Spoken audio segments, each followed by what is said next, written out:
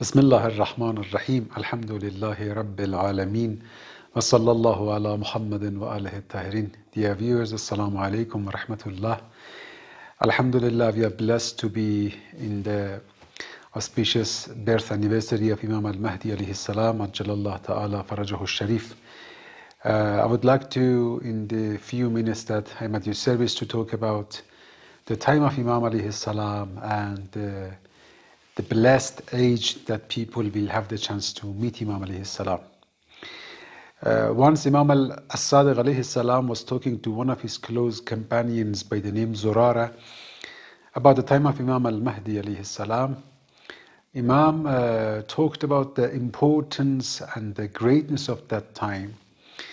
Then Zurara asked Imam that, what should I do if I have the chance to meet him and to be at that age that Imam alayhi salam will reappear and will come to people. Imam Al-Sadiq alayhi salam taught Zurara this famous dua that Imam said, if you had the chance to meet him, recite this dua, Allahumma arifni nafsak فإنك إن لم تعرفني نفسك لم أعرف رسولك اللهم عرفني رسولك فإنك إن لم تعرفني رسولك لم أعرف حجتك اللهم عرفني حجتك فإنك إن لم تعرفني حجتك ضللت عن ديني. Imam said, oh, you ask Allah subhanahu wa ta'ala in this dua that, oh Allah, give me the chance to know you. If I do not know you, I will not discern and understand the importance and the position and the reality of your Prophet. And if I do not know the Prophet, then I will not know my Imam. And if I do not know my Imam, I will be deviant and I will be misled. So here we see that Imam alayhi salam, for the people who want to be among the muntadhirin, those who are real waiters for the coming of Imam Al-Mahdi alayhi salam, Imam says that first you have to ask Allah to give you the chance and opportunity to know Imam, to know Allah Himself. Because if you do not know Allah, you will not know His Prophet. So it is very important, first of all, to know Allah Himself as the one who is represented. The Prophet is representative of Allah, and if you do not know the position of the represented, you will not understand whom this representative is presenting. So it is of vital importance first to know Allah Himself, then to know the Prophet of Allah. Then if you know Allah, then you will come to understand the value of the Prophet. Allah subhanahu wa ta'ala says, and refers to this point in Quran, that there were some people who were coming to the Prophet, but they didn't understand who the Prophet is. Allah says, "Tarahum yanzuruna ilayka." You see them, that these people, they observe you, they look at you, they see you. وَهُمْ لَا يُبْصِرُونَ. But they do not perceive. They don't understand who you are. They don't have a proper understanding of your reality. Why they don't understand who the Prophet is? Quran says they used to think that he's like one of us. And sometimes they even complained that why an angel didn't come to us. They didn't understand the position of the Prophet because they didn't understand whom the Prophet representing. If they knew the majesty of Allah, then they could understand the greatness of the Prophet. And if they don't understand, and if people do not understand who the Prophet is, then they cannot understand who the Imam is, who the vicegerent of the Prophet is. Actually, one of the debates among the Muslim denominations and the schools after the Prophet about the successorship to the Prophet, it was because people didn't have a proper understanding of the great position of the Prophet. If you know who the Prophet is, then you will understand that not everybody can represent that Prophet. You will understand that to be the representative of the Prophet, specific qualities are needed. And then lots of the debates and discussions and problems will be dissolved, and it doesn't need to be solved. If you understand what the Prophet is, then you will understand who has to represent the Prophet as Imam. So this is how it goes. To understand the position of Imam, you need to understand the position of the Prophet, and to understand the position of the Prophet, you have to know Allah subhanahu wa ta'ala and to have ma'rifah about Allah subhanahu wa ta'ala.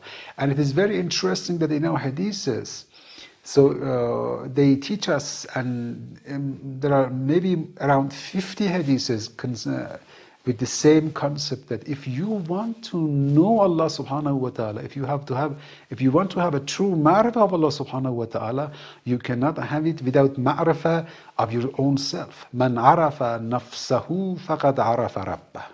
If you want to know Allah, if you want to properly conceive Allah and understand Him and perceive Him, first you have to have such understanding of yourself. The cognition of man himself is the seed, is the central and the access point in all this system of understanding. To understand the Imam who is going to guide man, first you have to understand who the Prophet is, and before knowing the Prophet you have to know Allah, and before knowing Allah you have to know who mankind is. So everything comes to this understanding of human being. The way that you look at human being, the way that you define man, then the God for this man will be defined. If you do not understand Allah properly, if you don't understand human being properly, you will not be capable to understand the position of Allah subhanahu wa ta'ala. Then in a hierarchy, the others will not be understood. So everything goes around understanding of man.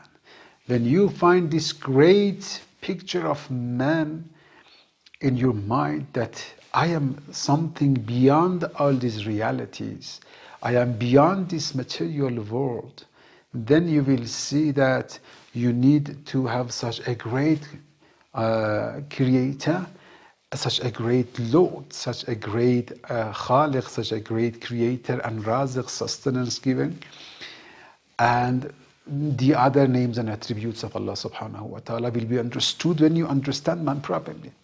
But if you limit man to an animal, then even if you believe for a creator for this animal, that creator will be in the limits and at the size of this small animal. There are people who do not expect from Allah other than having a shelter, having food to eat, having clothes to wear, and when all these things are provided, they think that everything is done, and they do not feel any need for anything beyond these material needs. And actually this is one of the problems of the man at this modern time. So how you define a human being is very important. What happens that one of the sufferings of our time is that man, when they came to the matter of understanding and cognition, they limited understanding to the experience of man, to empiricism, and they said that whatever we experience, we understand it. And they denied the relation between the creator and man. The famous sentence of Descartes when he said, I think, therefore I am, means that I am the center of everything because I think, and I am the center of all cognition and understanding and feelings. So I decide who is there, who is not there. And then they came with this experimental method of understanding things, and here they limited man to the senses of and to the experimental senses, and they ended with the idea of humanity and humanism. Sorry, the philosophical concept of humanism, that man is the central element in this world. And when they denied the creator because they didn't see him in the realm of material world, so there was not the discussion of creation anymore. It was the nature. It was man and the nature. And in humanism, man was the center of everything. Now, who should be considered as man? Whether it was the collective man or the individual. They came with the idea of individualism or socialism, and when they focused on individualism, they came with the concept of egocentrism, and everything revolved around the interest and desire of human being. So for them, everything was what man desires, what pleases man. So here, the philosophy of hedonism came to existence, the philosophy that says whatever is there to give pleasure and to meet the desires of man, it matters. And so everything should revolve around the issue of pleasure for man. And they went so excessive to end with jouissance, to say that man is nothing other than pleasure, and the essence of man is pleasure. And in this pleasure be centered human being that they defined, then man was decreased to a level of an animal, to a level of animal that should provide with the animalistic demands and desires. And we came to the age of animality, the age that man was decreased to the position of animal. And behind animality of man, there was actually the agenda of shaitan. And then they came with the idea of Satanism. There is in their philosophy, I don't want to get into that, the Greek philosophy and later on the Western philosophy, that it is the shaitan, it's a Satan that supports man, giving man the knowledge. You see this logo of apple, the beaten apple. So it is the example and it is the icon of Iblis, of shaitan, Satan, when he provoked man to go against the command of God. Then this way man achieved knowledge and technology, and actually this that understanding revolves around rebellion against Allah, while in Islam it is totally different. And actually Allah in Quran says the first blessing that we gave to human being was knowledge and was wisdom.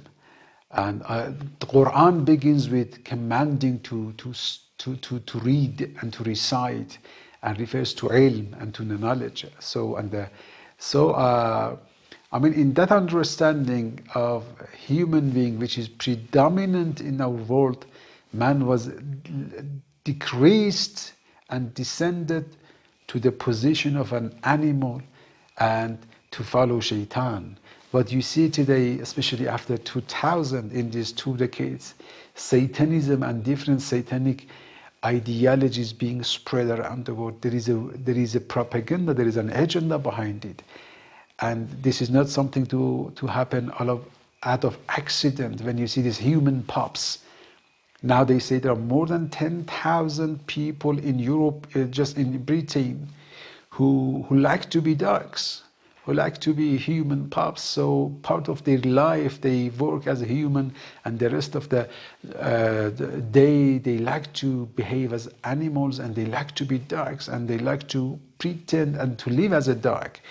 And when they talk, they say that we like to be dogs because dogs are loved by all people. Everybody likes dogs, so we like to be dogs. This is the human being in the modern time.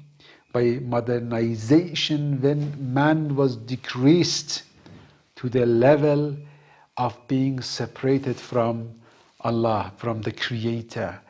So the man without the relation with Allah decreased to such a position to be an animal.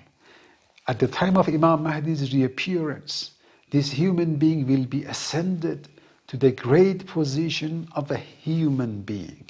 So this is one of the greatest gifts of Allah subhanahu wa ta'ala to human being at the time of Imam Mahdi's coming, is that man will be ascended to the position that he deserves. Allah says in Quran, لَقَدْ كَرَّمْنَا بَنِي آدَمَ. We honored human being and we gave them priority and preference over many of our creations. So this dignity and this honor that was given to a human being by Allah subhanahu wa ta'ala, it will be manifested in its best form at the time of Imam Al-Mahdi, and when Imam Al-Mahdi come, when the heavenly science, when the heavenly knowledge will be spread and will be taught, and the relation between man and the Creator will be clarified, and man will come to know himself in a true sense of being dignitary, and man will find the relation between Allah and himself. So Tawheed and believing in monotheism and the unity of Allah will spread itself in all different aspects of art, science, technology, politics, and all different arenas in the life of man. And man will see the beautiful days and the blessings of being dignified as the greatest creation of Allah subhanahu wa ta'ala, and will reach to that essence, to the position of being a dignitary, as we have it in Dua al-Iftitah. Allahumma inna narghabu ilayka fi dawlatin karima. Oh Allah, we have this desire.